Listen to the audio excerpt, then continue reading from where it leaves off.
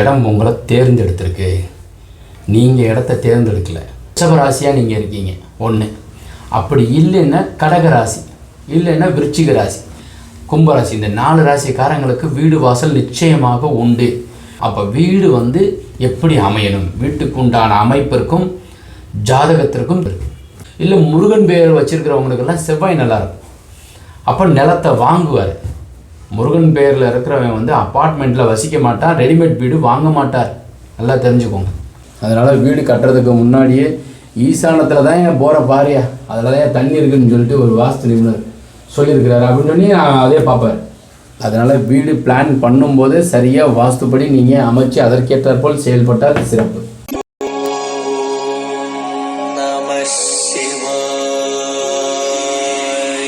நண்பர்கள் அனைவருக்கும் சிவசரவணனின் அன்பான வணக்கங்கள். நீங்கள் ஒரு வீடு கட்ட போகிறீங்க, என்னெல்லாம் கடைபிடிக்கணும் அப்படின்றதான் இந்த வீடியோவில் பார்க்க போகிறோம். ஃபஸ்ட்டு நீங்கள் இடத்த வாங்கிட்டீங்க, இடம் உங்களை தேர்ந்தெடுத்திருக்கு. நீங்கள் இடத்த தேர்ந்தெடுக்கலை. உதாரணத்திற்கு நீங்கள் ஒரு மேற்கு பார்த்த ஒரு பிளாட் வாங்கியிருக்கீங்க. மேற்குக்கு உண்டான சனி உங்கள் ஜாதகத்திலேயோ உங்கள் கணவர் ஜாதகத்திலேயோ இல்லை இப்போ பிறந்த குழந்தையினுடைய ஜாதகத்தில் சனி ஆட்சி உச்சம் அல்லது சனி நல்ல நிலையில் இருக்கும், அல்லது சனி பகவானுடைய திசை நடந்துகிட்ருக்கும். அதனால தான் நீங்கள் வாங்குவீங்க. அதே மாதிரி தெற்கு திசை, தெற்குக்கு உண்டான செவ்வாய் யாராவது ஒரு ஜாதகத்தில் உங்களுக்கு நல்லா இருக்கும். அதனால தான் தெற்கு திசை வாங்குறீங்க. குடும்பத்தோட எல்லாருக்குமே அது பொருந்தும். சார் எனக்கு நான் கரெக்டு, அப்புறம் ஃப்யூச்சரில் என் பையனுக்கோ அப்புறம் பொண்ணுக்கோ தான் இந்த வீடு போகும். இப்போதைக்கு ஒரு 30-40 வருஷம் சரி சார், என் பையனுக்கு அப்புறம் நான் கொடுக்கும்போது இது பொருந்தும். ஒரு நோய்ங்கிறது எனக்கு சுகர் இருக்குது சார், என் பையனுக்கு இப்போ வந்துருச்சு. சிரிச்சுக்கிட்டே சொல்கிறீங்களே, என்னுடைய ஹேபிட்ஸு நான் கொஞ்சம் பிபி மாத்திரை சாப்பிட்றேன், கொஞ்ச நாள் கழித்து அந்த பையனுக்கே வந்திருக்கு. இப்போல்லாம் ஹெரிடிட்டி ஹார்ட்டு சம்மந்தப்பட்டதே சொல்கிறாங்க. அப்பாவுக்கு இருந்தால் பையனுக்கு வந்துடும். ஏன் அவனுக்கு நல்ல ஹேபிட்ஸ் வராமல் போயிடுமா? அது மாதிரி ஜாதகத்தில் அப்பாவுக்கு உண்டான ஹேபிட்ஸு மைனுக்கு வரும். அப்போ அப்பாவுக்கு உண்டான திசையை மைனுக்கு பொருந்தாதான் என்ன, அம்மாவுக்கு உண்டானது மைனுக்கு பொருந்தாதான் என்ன? நான் ஒன்று சொல்கிறேன். ரிஷபராசியாக நீங்கள் இருக்கீங்க ஒன்று. அப்படி இல்லைன்னா கடகராசி, இல்லைன்னா விருச்சிக ராசி, கும்பராசி, இந்த 4 ராசிக்காரங்களுக்கு வீடு வாசல் நிச்சயமாக உண்டு. வீடு கட்டுவாங்க, வீடு ஆல்ட்ரேஷன் பண்ணுவாங்க, வீடு சம்மந்தப்பட்ட நேசிப்பாங்க. அங்கே இருக்கிற பையன் இருக்கார் இல்லையா, அந்த பையன், அதாவது இப்போ பையனுக்கு நான் சொல்கிற 4 ராசியில் ஏதோ ஒன்று இருந்துச்சுனாக்கா அம்மாவை ரொம்பவும் பேசிக்கிட்டே இருப்பாங்க. அம்மா கூட ஏதாவது ஒன்று காலையில் எழுந்த உடனே பார்த்தீங்கன்னா அம்மா கூட ஒரு சின்னதாக போடுவேன். இது ஸ்டார்டிங்லேருந்து நடக்கும். வேலைக்கு போயிட்டு வந்தாலும் சரி, காலேஜுக்கு போயிட்டு வந்தாலும் சரி, நேராக அடுப்படியில் போய் சண்டை போடுவேன். இல்லைன்னா என்னத்தையோ சொல்லிக்கிட்டே இருப்பான். இல்லைன்னா இவங்க அம்மா சொல்லுவாங்க, எங்கடா போயிட்டியா, காலேஜுக்கு போயிட்டியான்னு. இல்லைன்னா வேலைக்கு போயிட்டு சாப்பிட்டியாப்பா அப்படின்னு. நீ சமைச்சிட்டு கொடுத்ததை விடமா இங்கே நான் வெளியே வாங்கி சாப்பிட்டேன் நல்லா இருந்துச்சு. அப்போ அவங்க அம்மா 2 திட்டுவாங்க. அப்பாடா நல்லதுடா, திட்டு வாங்கிக்கிட்டே இருப்பேன். இவனும் பேசுவேன். நெதம் இவங்க அம்மாவை விட்டு ஒரு நாள் கூட பிரிஞ்சு இருக்க மாட்டேன், ஆனால் சண்டை போட்டுக்கிட்டே இருக்கும். இந்த ரிஷபம் இந்த ஒரு 4 ராசிக்காரங்க வீட்டையும் நேசிப்பாங்க, அம்மாவையும் நேசிப்பாங்க. இன்னொரு மைனஸும் இருக்குது. இவங்க இந்த 4 ராசிக்காரங்க கல்யாணம் ஆயிரும். எல்லாம் மிஸ்ஸஸ் எல்லாம் அந்த பொண்டாட்டி வந்திருக்கிற பொண்ணு சொல்லும், எல்லாம் இந்த மாதிரி செய்வோம் அந்த மாதிரி. இதெல்லாம் எங்கள் அம்மாட்ட ஒரு தடவை கேட்டுக்கிட்டா அப்படின்னு சொல்லி கேட்பேன். ஏங்க இது நம்ம முடிவெடுக்க வேண்டியதுங்க, இருந்தாலும் எங்கள் அம்மாட்ட கேட்குறேன் அப்படின்னு சொல்லி கேட்பேன். ஏன் உன் பொண்டாட்டிக்கிட்ட கேட்க வேண்டியதானப்பா அப்படின்னு சொல்லலாம். இனி சொல்லுமா, ஓகே இது வேண்டாம்ப்பா அப்படின்னு சொன்னால் சரின்னு சொல்லிடுவேன். அம்மா சொல்கிறது வேத வாக்காக எடுத்துக்குவேன். ஒரு காலம் அம்மா வேணான்னு சொன்னாக்கா வேணான்னு சரின்னு சொன்னாலும் சரின்னு சொல்லுவேன். கான்ட்ராவர்சியில் இருந்துக்கிட்டே இருக்கும். அப்போ வீடு உங்களை பேசுதா? அப்போ வீடு எப்படி அமையணும், வீட்டுக்கு உண்டான அமைப்பிற்கும் ஜாதகத்திற்கும் இருக்கு. அப்போ வீடு வடிவமைக்கும் போது கவனத்தில் கொள்ள வேண்டியது, நீங்கள் வீடு வாங்க போகிறீங்கன்னாக்கா வாஸ்து பார்த்துட்டீங்க, ஓகே. வீடு கட்ட போகிறீங்க, ஸோ அப்போ 5Gங்கிறது போர்வெல், மழைநீர் சேரிப்பு, சம்பு, சேஃப்டி டேங்க், வாட்டர் டேங்க், இந்த 5 சரியாக இருக்கணும்னு சொல்கிறோம். உங்கள் ஜாதகத்தில் வீடு கட்டுறதுக்கு உண்டான நிலம் வாங்கியிருக்கீங்க, செவ்வாய் நல்லா இருக்குது, நிலத்தை உங்களுக்கு அக்செப்ட் பண்ணிருச்சு, வாங்கிட்டீங்க.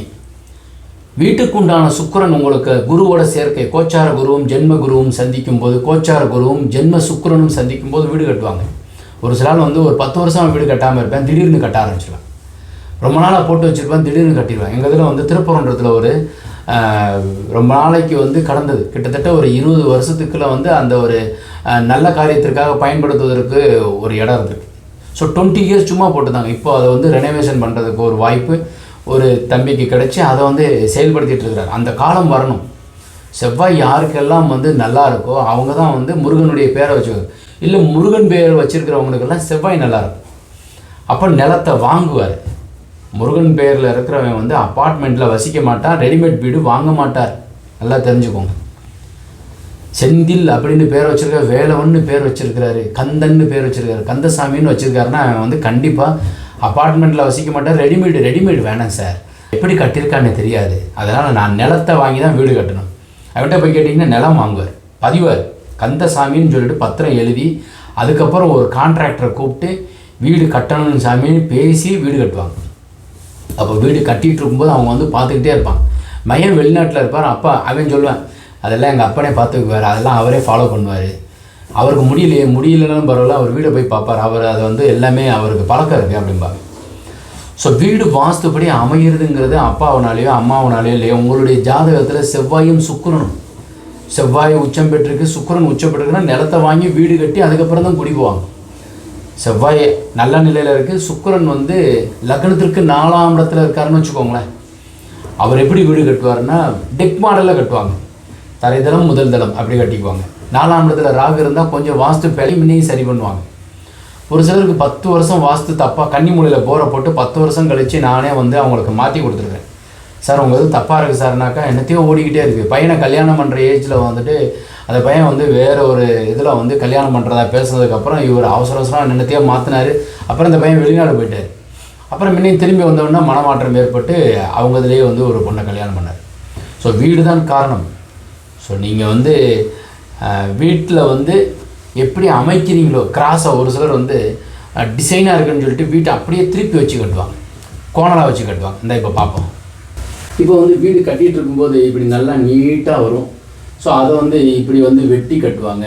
அப்படி இல்லைன்னா இப்படி கிராஸாக வச்சு கட்டுறது. அப்புறம் இதிலேருந்து முன்னையும் வந்து ஒரு டெவலப் பண்ணி அது வந்து முன்னையும் இந்த மாதிரி ஒரு கிராஸாக போடுவாங்க.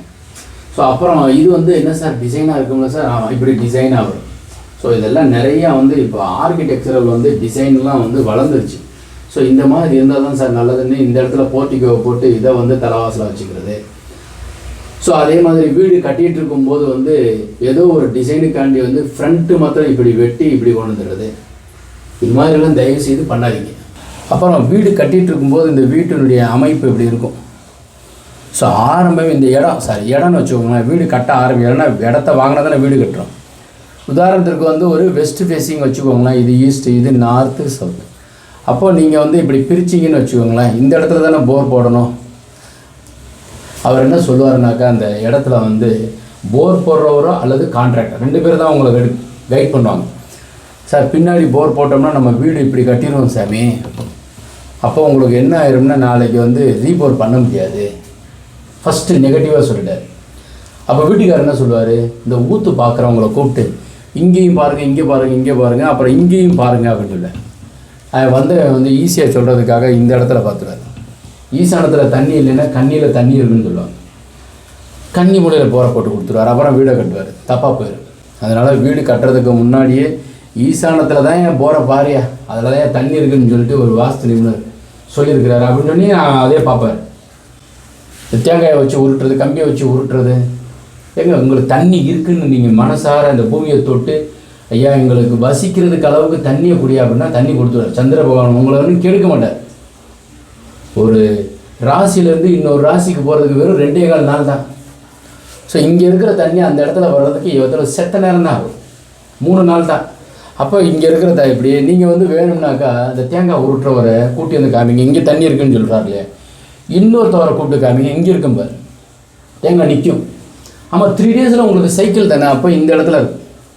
அதனால் வந்து தண்ணி இல்லைங்கிறதெல்லாம் ஒன்றும் கிடையாது. அதனால் வீடு பிளான் பண்ணும்போது சரியாக வாஸ்துப்படி நீங்கள் அமைச்சு அதற்கேற்றாற்போல் செயல்பட்டால் சிறப்பு.